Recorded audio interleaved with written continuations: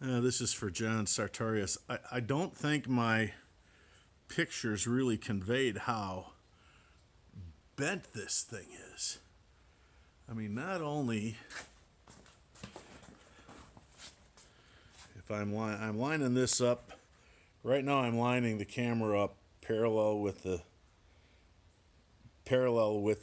vise, and this thing is like super twisted.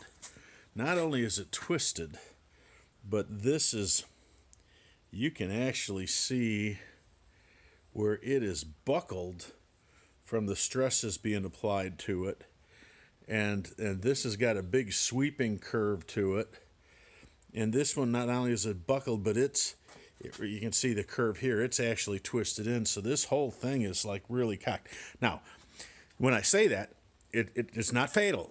It's just, I'm just saying it's had a lot of stress put on it and got that window crooked, and that's what was, I think that's what was causing you a lot of the grief that was on it. That this thing is a little motor with that gear reduction's got a lot of power on these arms, and if that window doesn't go up and down in the track and that window hangs up, these arms are going to start yanking it.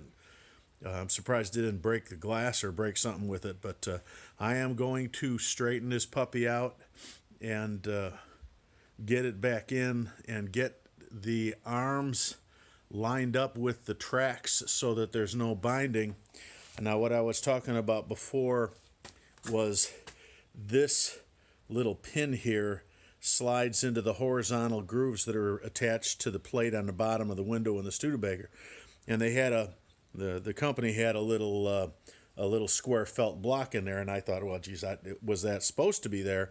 Well, they told me, yeah, that was there. That's actually there to keep grease on that track when it slides back and forth as it goes up and down.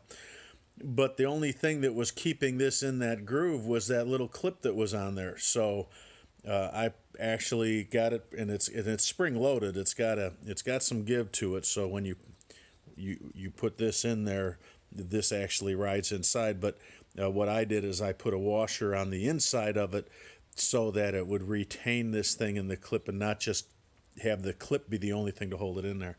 So let's just say that the mystery of why your power window was messing up was a little more complicated than just something being out of whack. Something was bent, and I really think that having that bad felt in the front and not having this thing properly installed in the first place caused it to bind up and bend, and then you're chasing your tail. So before I get into rewiring it, it's got to go up and down properly. So I just want to let you know where that's at. So this is 3 minutes of just pure pleasure. So talk to you later. Have a good one. Bye.